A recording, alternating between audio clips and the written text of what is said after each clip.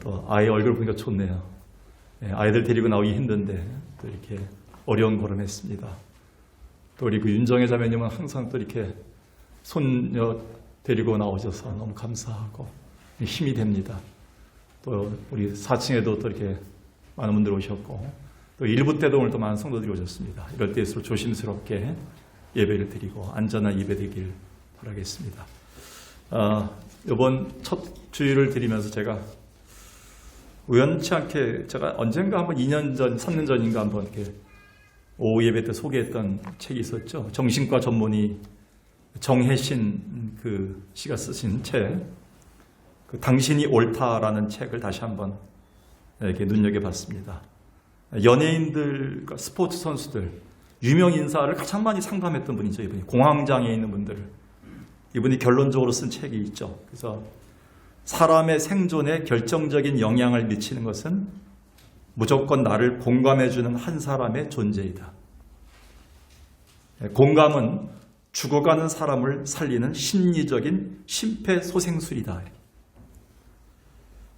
그러면서 네 가지를 좀 안 했으면 좋겠다.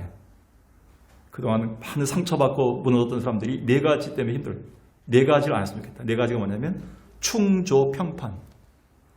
충고 좀 안 했으면 좋겠고, 그 다음에 조언이라고 했지만 조언이 아닌 말이 조언하지 말고, 평가하지 말고, 그 다음에 판단하지 말고. 제가 이제 그래서 올해 이게 제 그 프로사에 들어갈 이 글을 찾았어요. 뭐냐면, 다른 사람을 살릴 수 있는 그 사람을 공감해주는 한 사람의 존재가 되자. 저도 이제 그 생각, 올해를 시작하는 가장 제가 좋아하는 말이 뭐가 되겠는가. 우리 아내한테, 사모한테도 물어봤었죠. 또 이런 말 들었는데 저는 이제 공감이란 단어를 굉장히 좋아합니다. 어떤 사람이 얘기했을 때, 아, 그렇군요. 우리 아내가 얘기했을 때 옛날에는, 죄송하지만, 병원에 가봐. 내가 뭐라 그랬어. 이제 그러면 이게 싸움이 난 거죠. 근데 공감의 언어는 뭐냐면, 아, 그랬구나. 내가 몰랐었구나. 내가 일을 더 많이 해야 되겠구나. 그러면 당신이 그래서 요즘 얼굴이 어두웠었구나. 이런 말을 해야 되는데 공감의 언어가 없었던 것 같아요. 공감의 언어는 하나님의 눈동자이다. 이렇게 얘기합니다. 이 사람이. 하나님의 마음을 품고 대해주는 것이다. 여러분, 사람을 살릴 수 있는 심폐소생술이 공감의 언어입니다. 앞에 있는 부족한 종도 일을 혹시 부족하게 할 때 있다면 여러분이 오셔서 목사님 이랬으면 좋겠습니다 라는 말이 중요한데 왜 이렇게 했느냐, 이 말은 상처가 되겠죠. 마찬가지입니다. 옆에 계신 분들, 또 옆에 사랑하는 성도들, 성가대원들 모두가 다 장로님 때문에 우리가 사는 것 같습니다. 권사님 때문에 우리가 이렇게 힘이 나는 것 같습니다. 권사님이 존재함으로 우리가 용기를 얻는 것 같습니다 라는 말들이, 공감의 언어들이 많이 필요한 때가 아닌가 라는 생각을 합니다. 여러분, 한 해 동안에 우리 교회가 우리 박 장로님 기도하셨듯이 정말 사랑이 넘치고 아름다운 살아있는 공동체 되게 해서 우리는 서로 공감의 언어, 하나님의 시선으로 사람을 보고 하나님의 마음으로 서로 대해줄 수 있는 그런 교회 공동체를 이루는 마음으로 같이 한번 올해 하나님의 교회를 만들어갔으면 하는 생각을 가지고 있습니다. 할렐루야. 좀 시간 늦었지만 옆에 사람 인사할 때 장로님 때문에 감사합니다. 권사님 오셔서 감사합니다. 서로 옆에 있어서 좋습니다. 한번 인사 한번 하겠습니다. 서로 감사합니다. 감사합니다. 네, 감사합니다.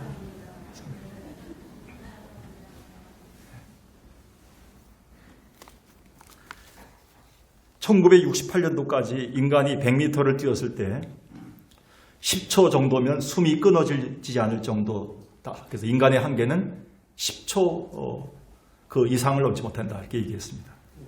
근데 알다시피 짐 하인즈라는 사람이 9초 95를 뛰었습니다. 100m를. 한계가 깨졌죠. 얼마 안 돼서 모리스 그린이라는 사람이 9초 79를 찍음으로 또 한 번의 그 한계가 깨졌습니다. 그런데 알다시피 2008년도에 우사인 볼트가 등장해서 100m를 9초 69로 뛰더니 그 다음에 베를린 세계 성수권대회에서 9.58이라는 세계 신기록을 세우므로 인간의 한계가 어디까지인지를 누구도 가늠할 수 못하게 되었습니다. 근데 진짜 문제는 우리는 여전히 우리 마음속에 한계를 긋고 산다는 겁니다. 그래서 졸지에 찾아온 위기나 사태 앞에서 아예 시도조차 하지 못한 채 나는 무력하다고 생각하면서 살고 있다는 겁니다. 정작 무에서 유를 창조하신 전능한 하나님을 믿고 있는 우리 그리스도인들조차도 자꾸 세상에 설정해 놓은 한계에 갇힌 채 살고 있습니다. 그래서인지 지금 우리는 인류가 겪고 있는 코로나 팬데믹 앞에서 아주 무력한 모습을 보이고 있는 것 같습니다. 우리나라 대표 지성인으로 73살의 늦은 나이에 하나님의 자녀가 되었던 이어령 박사, 지난주에 소개했듯이 87살인데요. 이어령 박사가 항암 치료를 중단하고 최근 말기암 투병 중임에도 코로나19로 고통받는 한국교회에 영적 메시지를 주기 위해서 인터뷰를 감당했습니다. 그 인터뷰 중에 제게 울림이 됐던 말이 뭐냐면 코로나 패러독스라는 말입니다.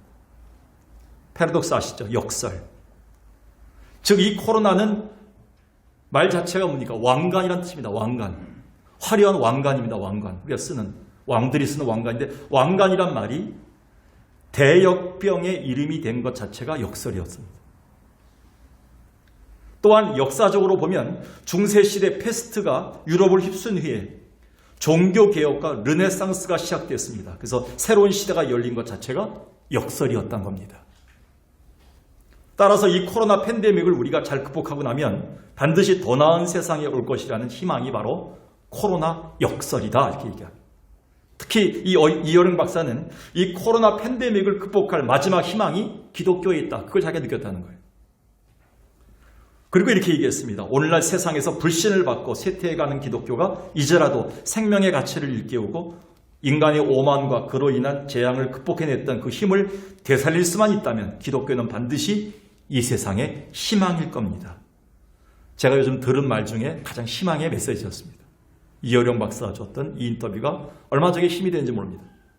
그래서 올해는 우리 그리스도인들이 코로나 사태로 인해서 스스로 만들어 놓은 인간의 한계를 뛰어넘어 소위 코로나 패러독스를 창출해내므로 그동안 지탄받아오던 교회가 이 세상에 희망을 주는 한 해가 되었으면 좋겠다는 마음을 갖고 있습니다.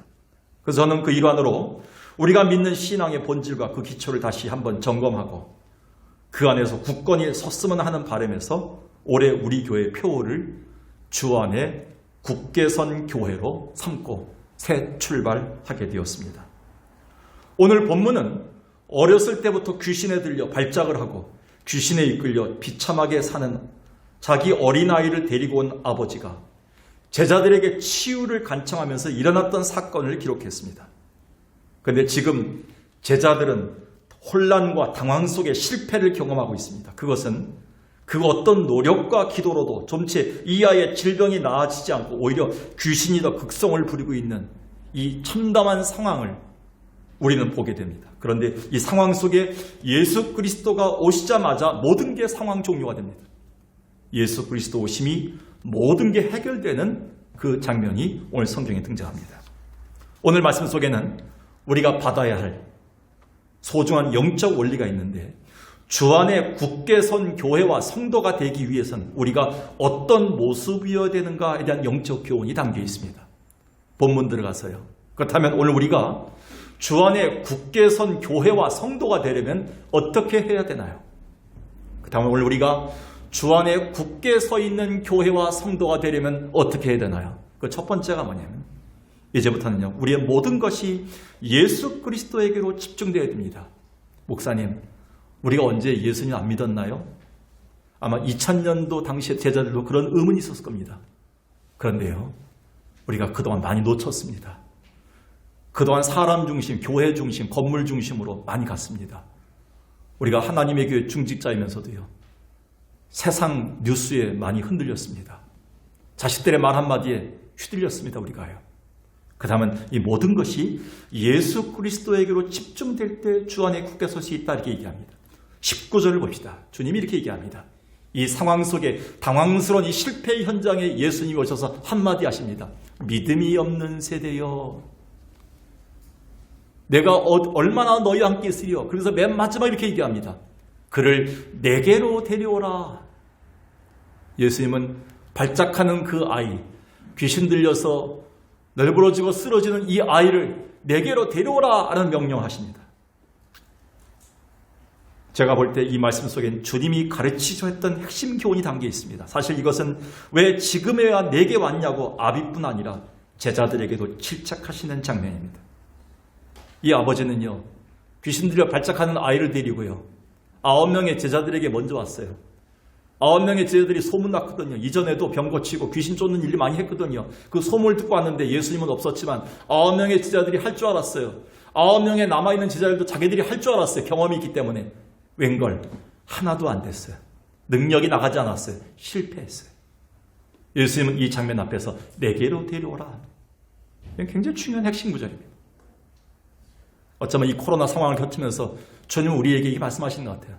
너희가 내게로 직접 온 적이 있느냐? 너희가 예배를 드리면서 과연 나에게 집중된 적이 있느냐? 주님 묻고 계시다는 거예요.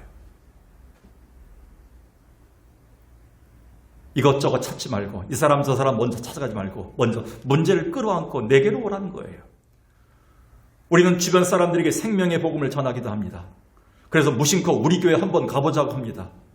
교회 특별 프로그램이 많다. 우리 교회는 잘 돼 있다. 장점들을 소개하려고 했습니다. 물론 그래서 그들이 교회에 찾아오고 복음을 접하기도 합니다. 그러다 보니 어느 유명한 교회가 등장하겠고요. 용하다는 목사들이 등장했고요.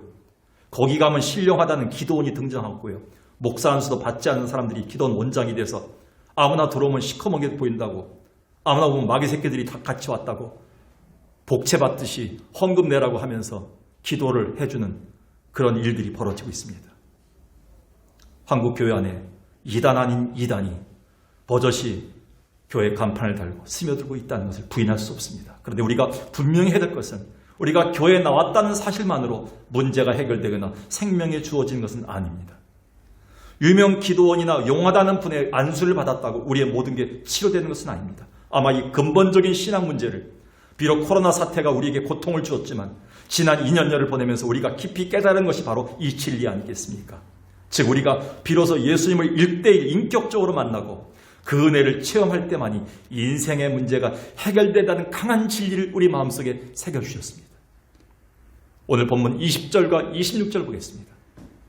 이에 예수께 데리고 오니 귀신이 예수를 보자마자 그 아이를 경련을 일으키고 떱니다. 26절에 귀신이 소리를 지르며 드디어 아이의 심한 경련을 일으킨 가운데 나가버립니다. 귀신이 그제서야 예수를 보자마자 혼비백산하고 도망갑니다. 그래서 바울은 분열된 고린도 교회를 향해서 이렇게 고민했습니다. 고린도전서 3장 10절 11절에서 내게 주신 하나님의 은혜를 따라 내가 지혜로운 건축자와 같이 터를 닦아두는데 그 어떤 다른 기초도 이 터를 대신할 수는 없다. 11절에 이 터는 바로 예수 그리스도라는 터다. 너희가 예수 그리스도 중심으로 돌아올 때 고린도 교회는 회복할 수 있다. 이렇게 얘기합니다. 사실 우리 자녀들이나 이웃들이 교회 문턱을 넘어온 것은 쉬운 일이 될 수 있습니다. 교회까지 가보자. 당신 한번 교회까지만 가면 내가 좀 어떻게 좀 마음 놓겠다. 교회까지 오는 일은 쉬운 일이 될 수가 있어요. 힘들더라도. 만일 그렇더라도 그것은 신앙에 입문하는 과정이지만 그것으로 끝나서는 안 됩니다. 그들로 예수 앞에 단독으로 서도록 우리가 인도해 줘야 되는 겁니다. 물론 목회자의 기도와 가르침도 중요하지만 궁극적으로 그들이 주님을 바라볼 수 있도록 우리는 이정표 역할만 할 뿐입니다. 허나 주인공은 언제나 예수 그리스도가 되셔야 됩니다. 교회나 가정이나 사업장이나 우리의 모든 삶에서 항상 주인공은 예수 그리스도고 우리의 말과 돈과 우리의 삶의 모든 것에 예수 그리스도 집중되는 것이 우리 삶입니다. 그때만이 능력의 삶이 나타날 수 있다. 주님이 교훈하시는 겁니다. 명심하십시오. 인간이 가진 구원 문제와 그 어떤 난제도 우리를 조성하신 분밖에는 해결할 수 없다는 사실, 예수님만이 하신다는 사실을 기억하십시오. 예수를 떠나 그 어떤 난제도 해결할 수가 없다는 겁니다. 사도행전 4장 12절에서 이렇게 성령은 못 박습니다. 다른 이로서는 구원을 받을 수 없나니 천하 사람 중에 구원을 받을 만한 다른 이름을 우리에게 주신 일이 없으니라. 하나님 우리에게 구원자로 인류의 문제, 우리 가정의 문제를 해결할 뿐으로 예수 외에는 주신 일이 없다는 거예요.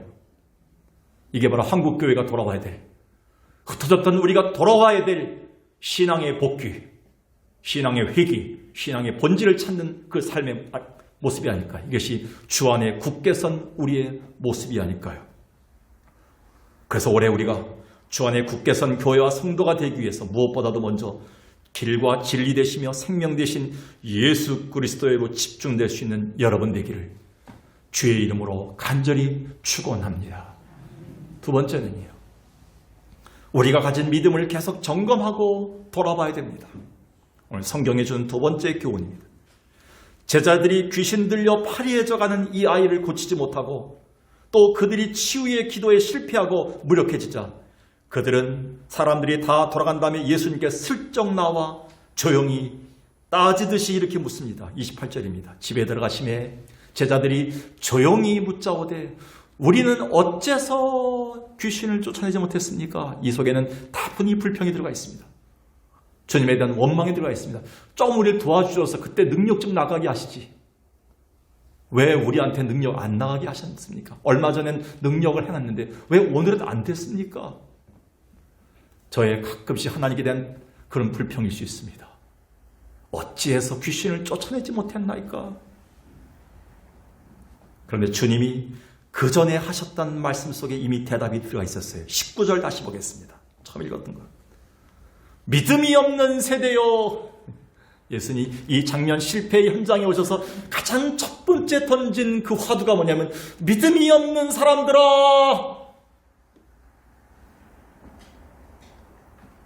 아이러니하게도 예수님은 제자들에게 치유의 기적이 일어나지 않은 이유를 믿음의 문제라고 지적하십니다. 아예 믿음이 없다라고 단언하십니다. 다시 말해서 저들에게는 아직 하나님의 기준에 합당한 하나님의 능력을 부르는 그 수준의 믿음이 존재하지 않았다는 겁니다. 그래서 한번 너희들 믿음을 점검해보라는 그런 교훈을 주고 있습니다. 성경에는 여러 믿음이 등장합니다. 믿음이 기록되어 있습니다. 모든 믿음이 능력을 가져오지 않았습니다. 마태복음 7장 20절 21절 보십시오. 오늘날로 얘기하면 두 번째가 되면 서러울 정도의 화려한 신앙을 가진 사람들입니다. 주여 주여 주여 주여 말끝마다 주여 주여 합니다. 모든 걸 주의 이름으로 합니다. 모든 것을 주의 이름으로 찬양하고 주의 이름으로 기도하고 주의 이름으로 행사하고 뭐든지 주여 주여 주여입니다. 겉으로는 주여 주여. 그런데 20절에 예수님이 먼저 전제했습니다. 열매로 그 믿음을 알 것이다. 겉으로는 주여 주여 하는데 믿음에 따른 열매들이 나타나지 않는 거예요. 예수님은 단언적으로 얘기하십니다. 천국문을 열 수 없는 믿음이다. 천국문을 열어 제치고 들어갈 수 있는 믿음은 그게 아니다. 얼마나 충격적입니까? 주여 주여 하고 살았는데. 그래서 바울이 디모데에게 그렇게도 강조하는 것이 거짓 없는 믿음이 아니었습니까? 청결한 양심에서 나오는 것. 디모데전서 1장 4절 5절에 보니까 신하와 끝없는 족보에 몰두하게 말게 하리 함이라. 그 당시에 많은 사람들이 예배 시간에 설교 시간에 모든 모임 시간에 재밌는 이야기, 어떤 이야기, 세상적인 이야기, 어떤 화제거리들 그리고 성경 비슷한 것들 성경에 잘 해석되지 않은 것들을 인간이 해석했던 것들을 가지고 나와서 재미있게 얘기했습니다. 거기에 좀 몰두되어 있었던 거예요.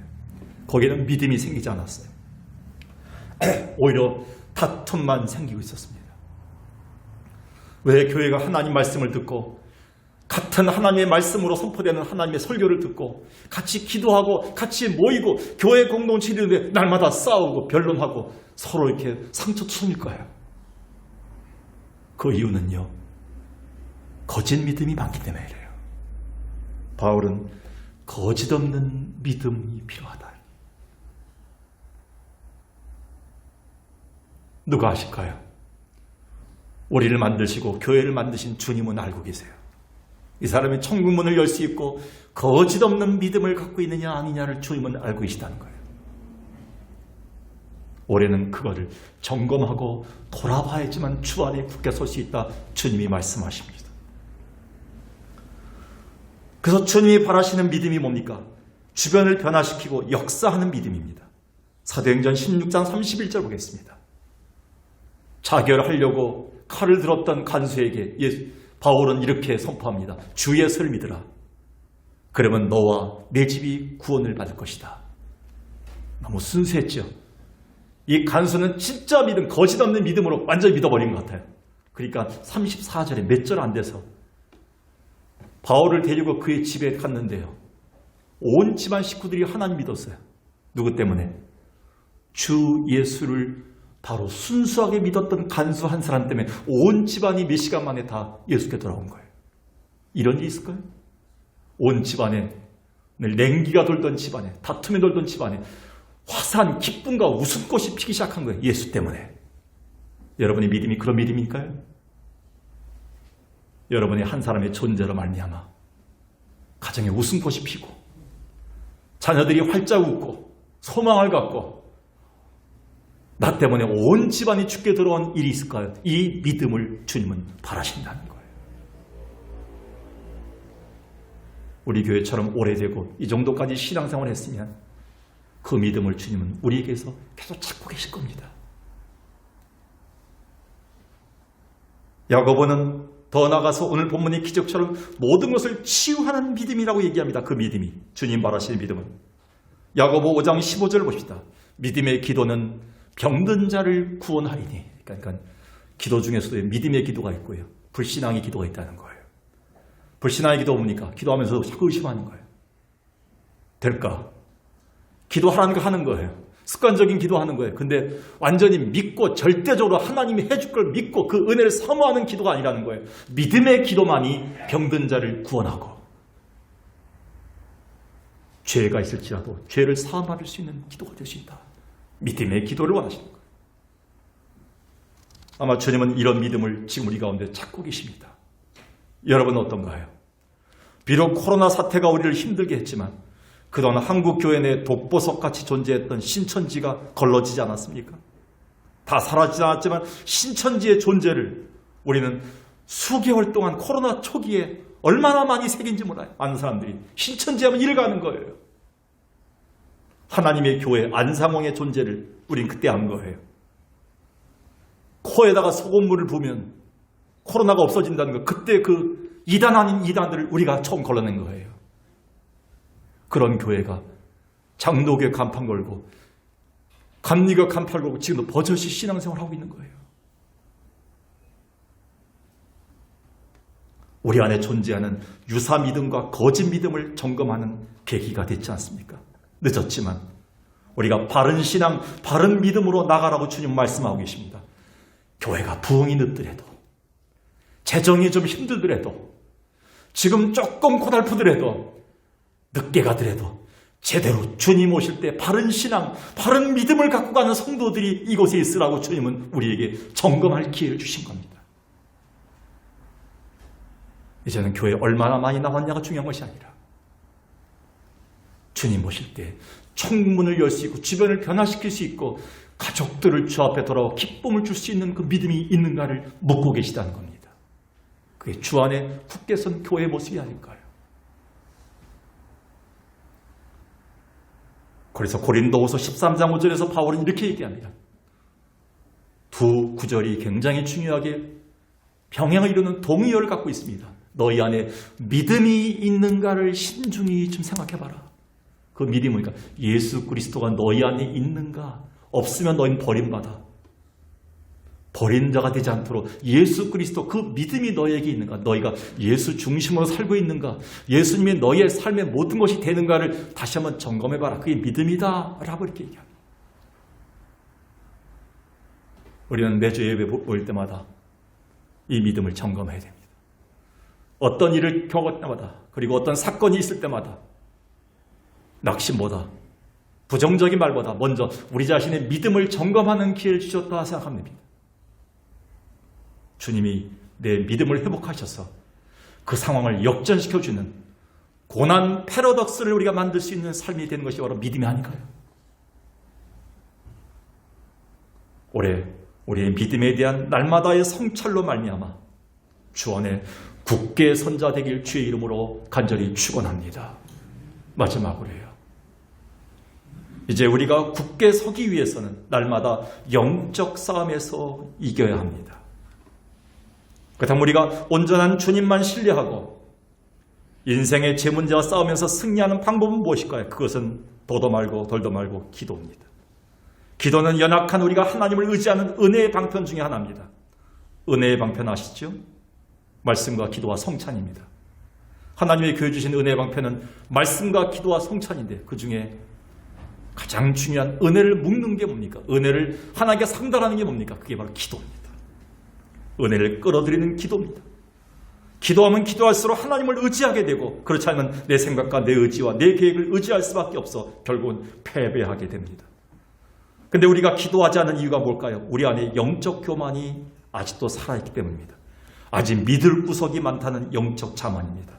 그렇게 되면 점차 우리는 위약해지며 점점 세상과 마귀에게 굴복하는 실패자의 길로 갈 수밖에 없는 겁니다. 제가 이 말씀을 준비하면서 다시 한번 여러분에게 두어 번 소개했던 C.S. 루이스가 썼던 스크로테이프의 편지란 책을 다시 꺼내드렸습니다. 이 책은 알다시피 3천 마귀가 스크로테이프인 3천 마귀가 조카 마귀 웡우드에게 그가 맡은 기독교 환자들을 어떻게 그들의 원수인 하나님에게서 멀어지게 하고 타락시킬 수 있는지를 총 31편의 편지글로 풍자한 소설입니다. 얼마나 리얼한지요, 이 내용들이. 특히 네 번째 편지가 하이라이트인데요. 3천 스크로테이프 마귀가 조카 마귀에게 이렇게 다급하게 명령합니다. 조카야, 만약 내가 맡은 기독교 환자가 기도하려고 결심하거나 무릎 꿇으면 너는 그 순간부터 모든 수단과 방법을 다 동원해서라도 그것만큼 막아라. 만일 내가 기도를 막지 못하면 그 환자는 병에서 노임받아 원수인 하나님에게 대한 믿음이 더 깊어질 것이다. 성도들이 기도 시작하면요, 그때부터 마귀는 비상사태 벌어진 거예요. 비록 풍자적인 소설이지만 아주 실제적인 그리스도인들의 승리와 실패를 좌우하는 현실감 있는 명서가 아닐 수 없습니다. 그래서 예수님이 이렇게까지 기도하시지 않습니까? 누가복음 22장 44절에 보니까 예수께서 겟세마네 동산에서 힘쓰고 애쓰고 더욱 간절히 기도했는데 어떻게? 땀방울이 핏방울이 되도록 기도했다는 것이에요. 이렇게 기도해도 마귀를 이길까 말까라고 주님은 우리에게 고통스러운 모습을 보여주셨어요. 친히 세상을 이기는 기도의 모범을 보여주셨던 예수님을 따르는 우리가, 주여 주여 부르는 우리가 이 기도를 우리가 해낼 때가 되지 않을까 생각합니다. 오늘 본문에도 예수님은 마귀와의 영적 싸움에 실패한 저들에게 이렇게 단언적으로 말씀하십니다. 마지막 29절이죠. 기도 외에 다른 것으로는 이런 종류가 나갈 수 없느니라. 여러분, 여기 있는 제자들이 기도 안 하고 그저 주문만 외웠나요? 아니오시다. 기도라면 두 번째 하라면 서로 좀 더 기도 많이 했던 제자들이에요. 근데 예수님이 이런 말씀을 하셨을까요? 똑같은 본문의 병행절을 할 수 있는 마태복음 17장 21절에는 이렇게 써 있습니다. 없음이라고 가로쳐놓고 없음이라는, 없음은 뭐냐? 어떤 사본의 밑에 난해주에 이렇게 기록되어 있습니다. 어떤 사본에는 기도와 금식 외에는 이런 유가 나갈 수 없다 이렇게 써 있습니다. 더 구체적이죠? 즉 이 기도는 금식까지 할 정도로 일체의 모든 것을 끊고 하나님의 능력에만 전적으로 매달리는 생사를 건 기도를 말합니다. 마귀를 이기기 위해 영적 싸움의 기도란 이런 것이라는 겁니다. 야고보 사도는 이런 기도를 이런저런 의심을 버린 일편단심의 기도라고 선언했습니다. 야고보서 1장 6절 7절 봅시다. 오직 믿음으로 구하고 조금 더 의심하지 말라. 의심하는 자는 아무것도 받을 생각하지 말라. 이런 사람은 주께 얻기를 생각도 하지 말라. 여러분, 주 안에 굳게 선 기도는 뭡니까? 영적 싸움에 승리한 기도입니다. 마귀가 호락호락하지 않습니다. 대충 기도하고요. 어쩌다 기도하고요. 잠깐 앉았다가는 번개 기도하고요. 스쳐가는 기도하고요. 가끔 생각날 때 기도한 그런 기도로 자녀들을 지킬 수 있겠습니까? 마귀는 우선 지킵니다. 주님처럼 애쓰고 힘쓰고 더욱 간절히 땀방울이 핏방울이 되도록 기도해서 주님은 십자가의 승리를 얻었지 않습니까? 이게 바로 주 안에 굳게 선 영적으로 승리하는 자들 대기한 주님이 주신 마지막 영적 교훈이 아닐까요? 올해는 우리가 주 안에 굳게 선 교회로 출발하기 위해서 영적 싸움의 능력에 승리하는 성도가 되기 위해서 하늘의 권세를 받을 수 있는 이 능력의 기도가 회복되어야 돼요. 영국을 방문했던 그리스도인들이 꼭 한번 들르고 싶은 곳이 있다면 설교의 대가였던 스펄전 목사가 목회한 부흥의 출발지 뉴파크 스트리트 교회입니다. 이 교회가 아마 현대 행사 때문에 새로 사진 찍은 것 같습니다. 제가 있는 자료에 보면 옛날 흑백 사진으로 그때 스펄전 목사님 목회할 때 그 흑백 사진으로 이렇게 찍었던 사진이 있는데 2만 명이 꽉 차 있습니다. 이 작은 교회. 많은 사람들이 여기 영국에 가면 꼭 한번 들리고 싶은 곳이 이곳이에요. 근데 스펄전 목사님이 사역의 한창일 때 그곳을 방문했던 사람들이 오면 수만 명의 부흥을 이뤘던 이 교회가 어떤 교회인지를 방문하고 싶었어요. 교회는 크지 않습니다. 그런데 스펄전 목사님은 항상 방문객들을 교회 아래층으로 데려갑니다. 그 아래층에는 그 시간까지도 기도하고 있는 성도들이 있는 것을 보여준 거예요. 스펄전 목사는 그 아래층에서 뜨겁게 기도하는 성도들의 모습을 자랑스럽게 보여주면서 이렇게 말했다고 합니다. 우리 교회 부흥의 비결은 여기 있습니다.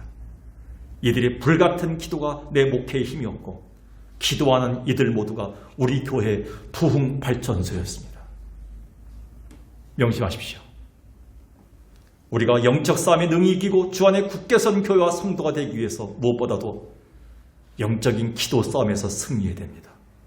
영적 싸움에 기도로 승리하는 주 안에 굳게 선 자 되길 주의 이름으로 간절히 축원합니다. 말씀을 마칩니다. 새해가 밝았습니다, 여러분. 올해는 무엇보다도 주 안에 굳게 서 있는 여러분이 되어야 됩니다. 코로나 사태가 극성을 부리고 악한 세상이지만 능히 여러분이 승리할 수 있어야 됩니다. 그래서 이 말씀을 주신 줄로 알고 있습니다. 어떻게 하면 우리가 주 안에 굳게 선 교회의 성도가 돼서 우리가 주 앞에 굳건한 승리의 모습을 보여 살 수 있을까요? 세 가지를 마음에 새기십시오. 우리의 모든 것이 예수 그리스도에게로 집중되어야 합니다. 우리가 가진 믿음을 계속 점검하고 돌아봐야만 합니다. 우리가 굳게 서기 위해선 날마다 영적 싸움에서 이겨야 합니다. 기도하겠습니다.